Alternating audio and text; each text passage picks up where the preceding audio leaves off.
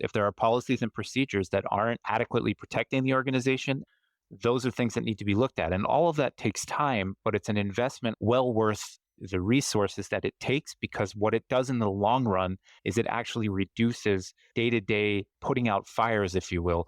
But it requires management and executive buy-in with the understanding that fixing these problems long-term so that the security team can be the most effective and the most efficient requires an investment in time and resources up front.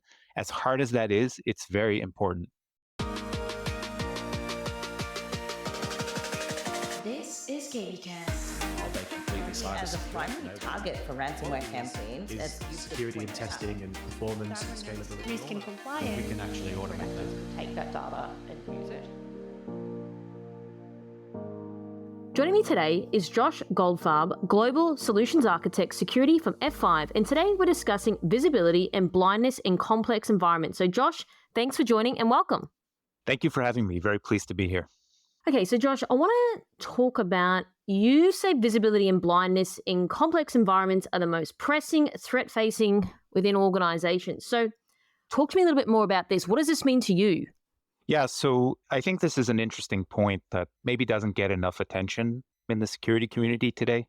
Way back when, going back, say, 15, 20 years, during my time in the security operations role, we knew how to instrument the enterprise on-premise network and collect telemetry data for the purposes of compliance and continuous security monitoring and other types of uses for that telemetry data. And then what happened, I would say, over the last 10 to 15 years is that gradually services and applications and infrastructure began to move from a solely on-premise or maybe private data center type environment into a cloud or in many cases, multiple cloud environments. And when that happened, we kind of as a community took a step back and became a little bit blind in terms of our visibility into those environments. We lost that visibility, that high quality telemetry data that we had honed our ability to collect on the enterprise network. And when it came to cloud environments, we were basically running applications and services and infrastructure without that visibility. So if there was a breach or there was some type of inappropriate usage or abuse type behavior, we didn't have that visibility to be able to detect and respond to that. Nor did we have the visibility required to be able to analyze the traffic and data going to the multiple different environments for the purpose of improving our preventive controls alongside our detective controls. And that's something that's now starting to change, that visibility, the need for visibility in cloud and multiple different cloud environments is getting some attention. While we didn't have it, or for organizations or businesses that still don't have it, it is a risk because obviously an attacker can do any number of malicious or suspicious activities in an environment where we don't have that visibility and that telemetry data. And when they do that, we have no way to detect and respond to that, putting aside, of course, the compliance and regulatory issues that it creates. So I think for that reason, the lack of visibility or the blindness that many organizations have in the cloud, including multiple different cloud environments, is a significant risk. And it is something that, in my opinion, I don't think we as a community, security community, give enough attention to. Yeah, so what do you think that is, though? Why do you think it hasn't got the attention? Do you think just other things have just captured the attention, or do you think it's something that people perhaps don't think about and therefore wasn't intentional? What are your thoughts on that? You know, to use an analogy, when we see somebody walking down the street doing what they're supposed to be doing, engaging as a respectful member of society, quite unremarkable. When somebody does something they're not supposed to be doing, for example, if they were to stop in the middle of the sidewalk and begin screaming, or they were to throw something at somebody else, for example, that would get our attention. So I think that because visibility and telemetry they're not sexy, they're not unusual, there's no real hype cycle around them. It's just something we need to be doing. But because it's not sexy, because it's just sort of everyday, mundane, day-to-day type of activities that need to be done, I don't think that we as a community remember to give it enough attention. And I think that instead, unfortunately, I would say much of what grabs the attention of those in the security community are things that are maybe trends for a particular day or week or months, or there are things that maybe have quite a bit of a hype cycle around them, but the question is operationally, in a security sense, what is the impact? And that is a question that is not always clear what the answer is.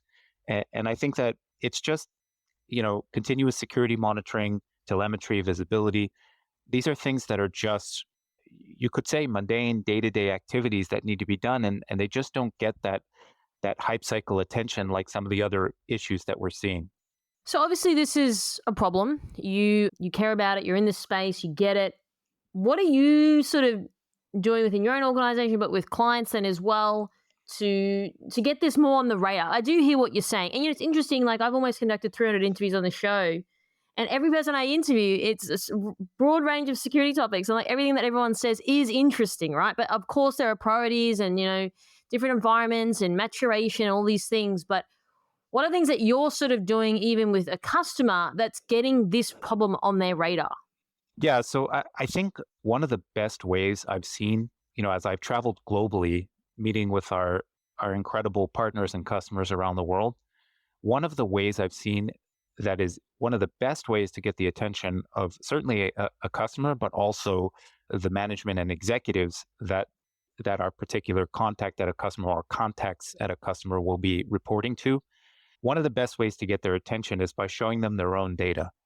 And I think that when organizations see the lack of visibility and what that means, for example, if we're talking about APIs and we have 50% of our API inventory that's not been discovered, that's completely unknown, not inventoried, not managed, not secured, or if we have a certain high percentage of our cloud environment where we're not seeing telemetry data, when we can show that ground truth data to our customers and to their management and executives, that makes an impression, because lots of people come in and talk about security problems. The question is, in my particular case, if I put on my customer hat, in my particular case, in my specific environment, whatever that environment looks like, no matter how complex, what do my data show me in terms of where I have risk, where I have blindness, where I need improved visibility, things like that.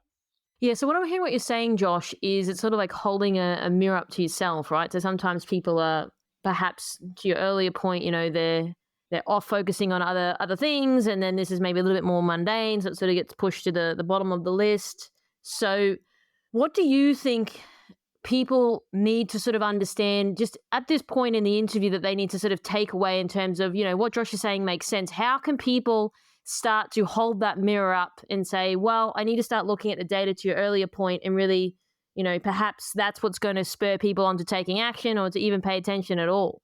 Right. So I think that a lot of the security practitioners out there, and perhaps many of whom will be listening to this particular podcast, I think a lot of them know what needs to be done. And I think what they struggle with is getting buy-in or getting attention for that from the people who are setting the priorities. I think that having been a security analyst for many years, most security analysts, most security engineering types, they understand the need to instrument the infrastructure, no matter where that infrastructure lives.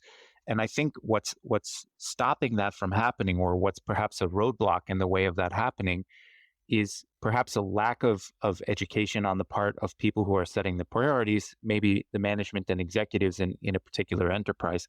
So the question is, given that, what can we do about it as security practitioners? And this is where I think reporting and metrics plays an important role. I remember for many years when I was a security analyst, when I was working in security operations, looking back on it, having been around a bit now, the metrics that we were reporting up to our management were not particularly informative or helpful to them, right? Many people report number of tickets opened and closed, number of incidents by category, perhaps spikes in traffic, or percentage of attacks by type, or percentage risk or priority based on signature type, or things like that. Those are interesting for us as practitioners because they allow us to tune our false positives, to improve our true positive or detection rates. They allow us to hone technology to better identify where we need to focus. But for our management and executives, it doesn't tell them a whole lot. And in order for us to really tell that story, specifically in this case, we're talking about telling the story around visibility, we can report percentage of environment that we don't have visibility into or that we're blind into. We can report infrastructure, services, applications, and APIs that we don't have requisite visibility into. We can do that all day long, and many organizations do. What's missing, I think, is that translation. Translation to what? Translation to things that matter to management and executives. So management and executives are primarily focused on risk to the business and risk to brand reputation and things like that. And that, at the end of the day, translates into regulatory and compliance fines and monetary repercussions from things like intrusions, loss of customer data, things like that. And that translation, going from here's the percent of my infrastructure that I want to better monitor, here's the percent of my applications or my APIs that I'm lacking visibility into or that I don't have proper inventory and management over, translating from that into risk in terms of dollars, in terms of financial repercussions for inappropriate or improper security. That is something that we as a community still struggle with. There have been improvements in recent years that I've definitely seen as I've traveled the globe. But I think that we as a community need to get better at speaking the language of the executives. And I think if we can learn how to do that, how to translate from the blindness or visibility challenges into the language that our management and executives speak, I think that will allow us to get the requisite attention placed on this problem of visibility. Okay, so you said something before around presenting like facts and figures to executives. Perhaps we're not informative. So what would informative facts and figures look like from your point of view? What informative facts and figures look like are typically data points that speak to the audience they're intended for. So for network engineering types, things like latency, things like outage information and uptime information, those things are very relevant. For security analysts and security operations practitioners, things like where the majority of the false positives are coming from, where the majority of the false negatives are coming from, which technologies are doing more for us or doing less for us. These are data points that are very interesting. For security engineers, things like which technologies are requiring an excessive amount of cost to operate and maintain, which technologies have a high fail rate, things like that become very informative. And when we look at executives, they're really looking at risk in dollar terms, right? They want to know if I have a security breach or I'm not compliant with a given regulation, or I lose customer data, or I have, let's say, a problem with my site availability or the availability of my inventory, if we're talking e-commerce type of situation.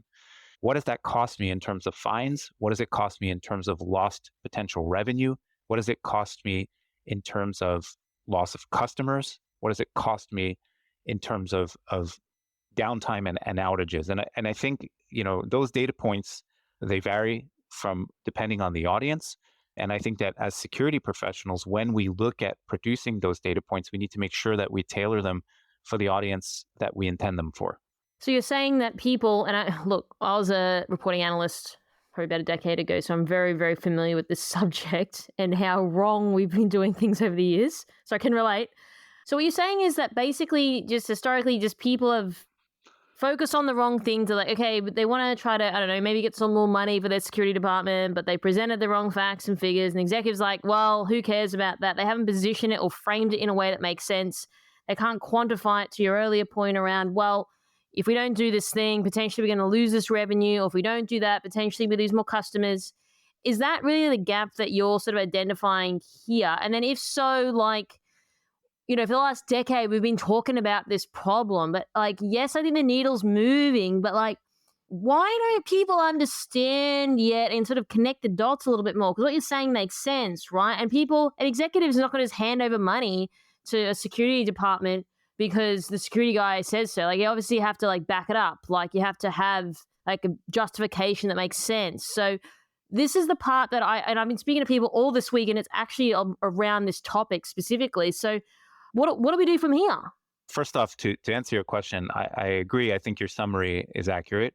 In terms of where do we go from here, I think that obviously there's a delicate balance here, because on the one hand, security professionals, I haven't met too many that have a lot of idle time, a lot of free hours during the day, right? It's well known to be a somewhat high stress profession with professionals who are running around busy pretty much on a daily basis with more tasks to complete than there is time in the day to complete them. So it's a little bit of a challenge because for a security professional to say, look, I'm going to take 20% of my time away from putting out fires to focus on the fact that if we were a little bit more strategic as an organization, we would maybe have less fires, but we would also be able to get support for some of the things that are holding us back and making things take longer than they need to take, right? One of the reasons that security professionals are so busy is because when they go to investigate a potential breach or an incident or a data loss or any of the other potential incidents they may need to investigate, they often struggle to find the data that will allow them to reach the conclusion, the correct conclusion based on ground truth and facts, not based on assumptions or inferences. And that sort of running around like a chicken with your head cut off takes a lot of time. And unfortunately, it is part of what contributes to the sort of hectic, stressful situation that many security teams find themselves in day to day on a continuous basis. So I think the better security teams I've come across, and by better, I mean the ones that have more of a handle on this visibility challenge and have better processes for both preventive controls, but also for detective controls, meaning detection, investigation, and response. They have management and executives that support and understand the need to allow the team to focus also on strategic problems. So I think, unfortunately, bottom up, in my experience, while bottom up meaning the operational security professionals who are doing the work day to day, while bottom up can solve many problems, unfortunately for this one, I believe that top down is also needed, which means that we need executives and management and security leadership that understand the need to give the team a certain amount of time to have them focus on strategic problems that need to be fixed. For example, if there are visibility gaps, the understanding that those visibility gaps are likely causing some of the stress or some of the inefficiency in time. That's one example. Okay. If, for example, technologies are inadequate, meaning that technologies aren't producing the results that the security team needs in order to operate with the most efficacy and the most efficiency, there needs to be time put aside to focus on finding the right technologies. Okay, and the list goes on, but another good example perhaps is procedures, policies and procedures. If there are policies and procedures that aren't adequately protecting the organization and aren't allowing the security team to effectively and efficiently respond to security incidents and prevent them to begin with, those are things that need to be looked at. And all of that takes time, but it's an investment, I think, that's well worth the resources that it takes, because what it does in the long run is it actually reduces this sort of day-to-day hecticness and sort of putting out fires, if you will.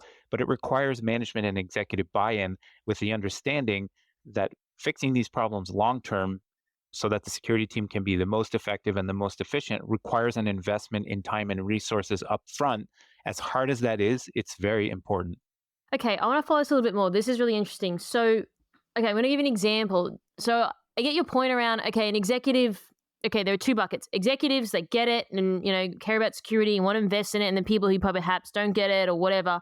Well, let's just say the executive that does get it, but then the CISO comes up to them and says, well, it's going to cost you like $10 million. Then I feel like people start to backtrack a little bit. Security's not cheap, as you know. It's not chump change. It's expensive stuff. It's complex stuff as well. It's not, this or that. So it's not a binary decision. So then I feel, in my experience of speaking to people on the front line every day on the show, but this generally in the industry, I think that sometimes I've heard that, yes, an executive may hear the security executive say, well, yes, it's important. But then when it comes to like, well, you've got to give me all this money to do the thing and hire all these vendors and all these people and all this stuff, I feel like there's a bit of backtracking that happens. So how would you approach someone to manage that, where it's, yeah, they still think it's important. However, it's like, yeah, but I only feel it's 20% of important when you give me that figure in front of my eyes. Yeah, that's an excellent question. And thankfully, I had an annoying call from somebody trying to sell me a maintenance contract for an appliance I have recently. And little did I know that it prepped me very well for this call. So while I was on the phone with this person who called me trying to sell me a maintenance contract for an appliance I bought several years ago where the factory warranty had already expired, I quickly found myself doing calculations in my head. I was calculating how much I've spent on replacement parts and maintenance type of activities for this particular appliance versus how much they wanted me to commit to for a 2-year contract that would cover some of these expenses, but at a cost. And what I quickly realized was that the cost to pay a la carte or out of pocket when and if I have a problem was far lower than getting locked into a 2-year service contract. And this is not a surprise. This is something that's well known, a well known calculation with most extended warranties and service contracts on appliances and things like that.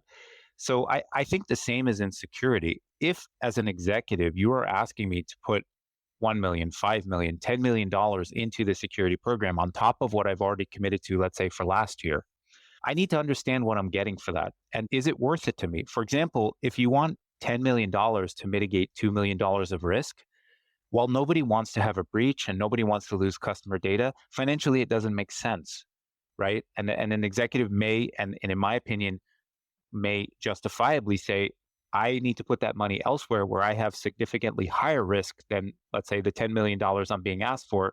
I can apply that 10 million to another problem where, say, my risk is 100 million or something like that.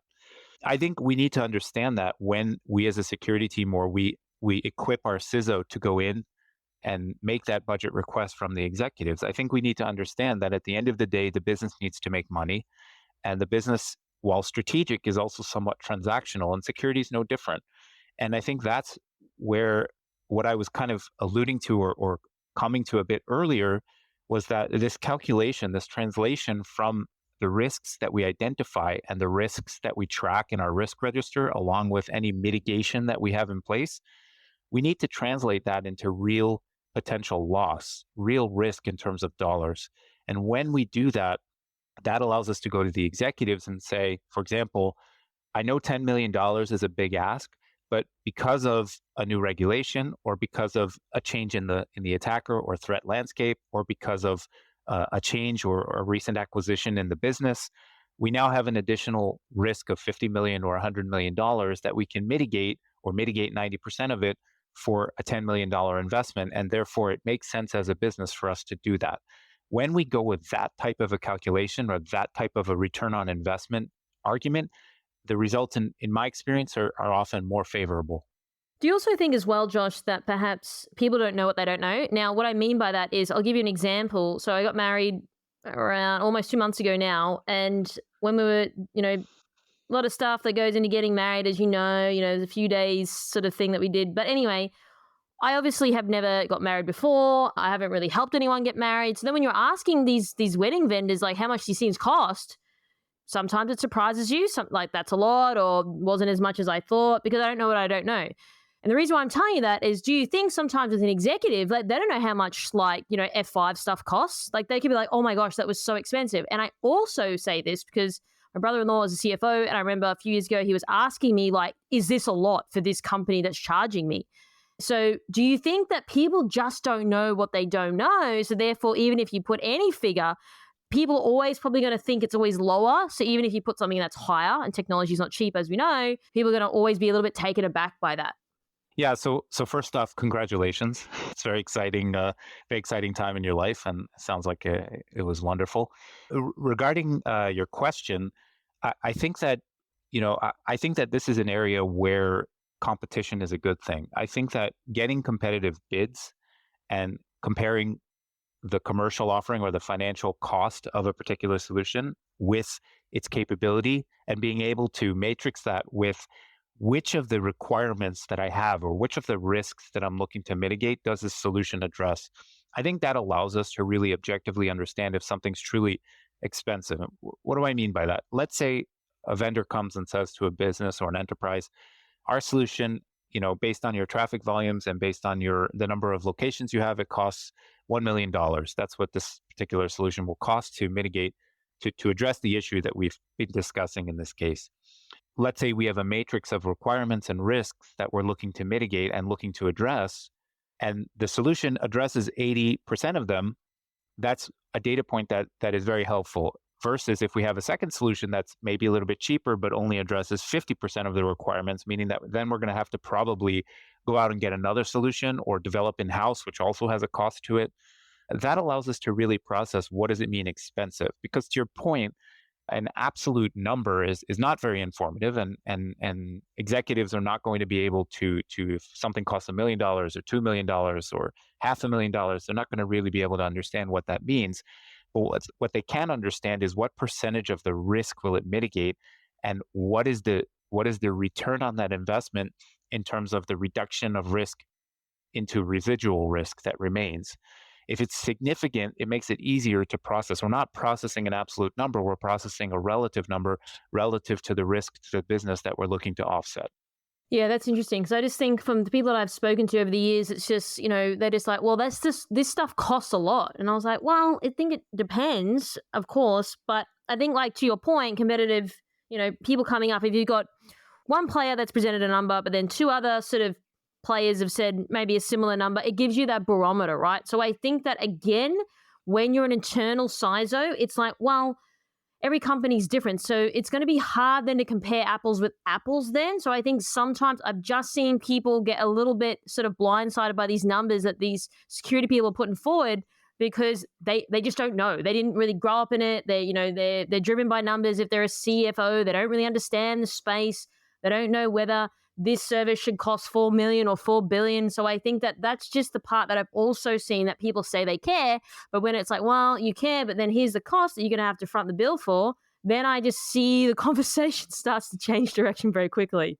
Yeah, I mean that's a fair point. I think that again, this is something that we as a security community struggle with. It's nothing new. I mean, you mentioned going back a decade or so that this was something that you were familiar with, and yes, the needle's moved, but not as much as it should have. I'm hoping that as security continues to mature as a field and becomes more of a core business function, which I really believe it has in recent years, much more so than say 20, 25 years ago when I was starting out in the field. I think that we will need to learn how to operate as partners to and a part of the business rather than sort of this eclectic group of people on the side, like is maybe how people thought about us historically.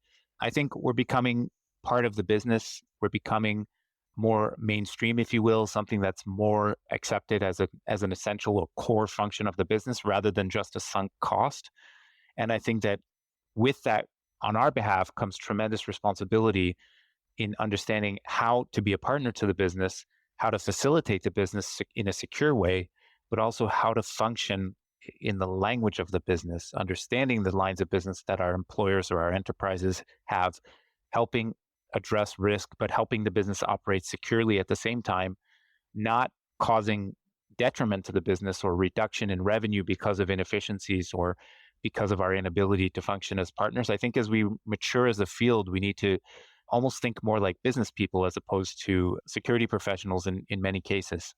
Yeah, this is interesting when you say like core business function. So when you were speaking, my mind was thinking about, let's look at HR as a core business function. Like, I don't know, maybe some of the things that HR people buy, I don't know, some of these things that and I'm not a HR person, maybe it's something that, you might look at it and go, why would we just spend $1 million on some HR system that no one cares about? So it's kind of like, I feel like that the maturation is getting there because, again, it's like everyone's going to look at everyone else's business unit and say, why would we spend money on that thing when it's like no one cares about it? So it's like, I feel like security is just, it's becoming like, it's always been at the little kids table a bit. So now I feel like as an industry, we are sort of getting on the adults table, kind of not there yet, but we're getting there. But I just think that, perhaps we just need to approach this mathematically. I'm definitely not a maths person. I'm a speaker and I prefer my, preferred topic at school was definitely English, but just what you're saying, and even over this week, I've probably done about 5 or 6 interviews. There's a common theme here, and it's talked about, quantification, but then also the mathematical, analytical side of it. So perhaps that needs to come more to the forefront of the conversation. Yeah, I agree with that. I think that, look, an executive may not be a security professional, and in many businesses, the executives are not security professionals, right? Their core business is something else entirely. The executives, while they may not be security professionals and they don't have that security domain expertise, they're not idiots, right? Many of them have been in their particular fields for a very long time, have risen through the ranks, understand how their business runs, understand how they can optimize the business and make more money or a higher profit or whatever the shareholders need from that particular business. And many of them are quite good at understanding risk. And like you said, as we begin to get a seat at the adult table, we need to understand that. We need to approach them in a way that is appropriate for their level, speaks to the things that they care about, risk and other things like that. And remember that these are serious professionals in their own right. They may not be familiar with security, but they do understand risk quite well in most cases. And if we can posit to them in risk terms and in financial terms what it is we're looking to accomplish, and that includes, by the way, clearly articulating not only what we want from our security initiatives and what we think we need to do in the coming year or 2 years, but also to translate that into what does it mean for the business, right? If I say that I need to increase visibility in my hybrid and multi-cloud environments, to an executive that is thinking in terms of the lines of business, running the business profitably and mitigating risk, it doesn't mean anything to them. What we need to help them understand is that we have blindness or gaps in visibility that are introducing risk, and we need to, at a high level, enumerate the ways in which that's happening and what that means in terms of dollar terms and what the potential exposure there is. And only then can we gain acceptance or support for that type of initiative that we can then take down to the security team and say, okay, now that we have approval for this, let's figure out what we need to do and how we need to do it. I think as soon as someone starts talking like that, I think an executive knows that that's going to cost a lot of money. So you mentioned before, executives are not idiots. I agree. You don't get to the top by being a fool, right? So would you say, and this is just my experience, do you think unintentionally security practitioners have perhaps been a little patronizing to these people? Just because the guy didn't grow up, learning security doesn't mean he's an idiot. You're being polite.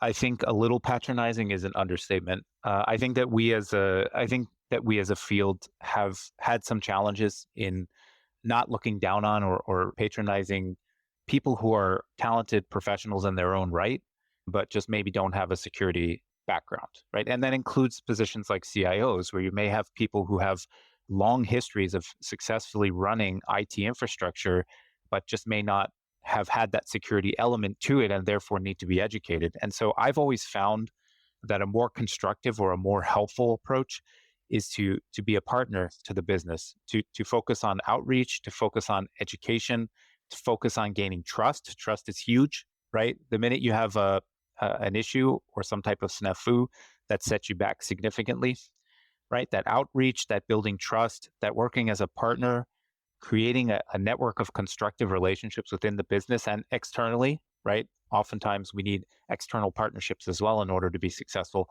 That allows a security team to be the most effective, to function as a partner to the business and not merely sometimes what we're called the department of no, sometimes people call the security team. And that's not a good place to be. It doesn't help the business, and it certainly doesn't help to gain trust, buy-in, and budget for security initiatives that in many cases are extremely necessary. So you make an interesting point around guidance from governments and advisory boards that need to be modernized. I just want to stop there for a moment because the operative word here that I'm focused on is modernize. Now, the whole reason why I got into what I was doing is because I wanted to have a modern approach on the industry. There are things out there, look like that was born in the 90s. I was over it. So I love this word because I think people do need to have that approach of being modern, being more fresh, more, in this year that I think sometimes people are operating really backwards. So what does that then mean to you? What does modernized approach look like? I think a modernized approach is really taking best practices or core principles of security and adapting them for the world now, which is a bit different than it was 10, 20, 30 years ago. So, for example, in Australia, a well-known framework is the Essential Eight. This is something that many people are familiar with, myself included. The Essential Eight is a good core guidance, but it's a bit dated in the sense that it really focuses on endpoint workstations within an enterprise on-premise environment or a VPN type of environment, perhaps, if you will. That's obviously extremely important. And by no means should we throw that guidance out and start over. What we did here at F5 is we adapted the Essential Eight to a white paper offering some perspective and perhaps guidance on how the Essential Eight is relevant to hybrid and multi-cloud environments, which is a challenge that many customers and many businesses around the world are struggling with is how do I adequately protect and defend my hybrid and multi-cloud infrastructure and environment, given that many of the pieces of guidance that are out there are focused more on an on-premise or an enterprise world and not on the modern types of architectures that we see. So that's an area, to me, that's what modernizing means. It means staying true to our core principles, to our professional values, to best practices that have worked time and time again, but adapting them to suit the more modern types of environments that we now find ourselves in.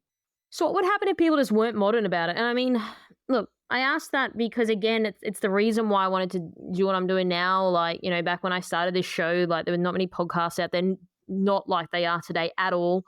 I wanted to be, ask the hard questions that perhaps people weren't asking. I think that's more of a modern, outspoken approach. So it's a little different. But what would happen if, people don't take your advice, for example? Like, where would we be? Well, that's an interesting question. I think that if people depend on external guidance from governments, from industry bodies and parties, and they don't modernize it or adapt it to suit the particular situation that they find themselves in, I think what you'll get is a lot of partial coverage. What I mean by that is that if there's guidance that's focused on endpoint workstations in an enterprise environment, and we're only following that guidance, we'll probably do quite well in that area, but we may not realize that we have certain types of threats in the cloud or certain types of threats to our SaaS solutions or our APIs or what have you. And we'll get a lot of really good partial coverage or perhaps a lot of siloed point solutions partially covering the risk that we need to cover, but we really won't get that strategic overarching approach to risk mitigation that the security team really needs to be focused on. So Josh, do you have any sort of closing comments or final thoughts you'd like to leave our audience with today? One thing I found over the course of my career is that there's a lot of good best practices. There's a lot of good data out there. There's a lot of good expertise and knowledge. Many people like myself write periodically for different publications. People share on blogs or on social media different approaches. And I think that sort of following on to this discussion around visibility and around modernizing approaches, I think that there's really good information out there. There are best practices and core principles and professional values that have been tried and true that work for us as a community repeatedly. And rather than, I would say, following the hype cycle or the buzz item of the day, what we as community should do is go back to basics, take those best practices, core principles and professional values, and apply them to solving problems in our environments, no matter how complex those environments are. And I think that is how we understand how to translate from the language of security to the language of risk and the executives. And that's how we can really going about breaking through some of these barriers and solving some of these problems that have been around for quite some time now.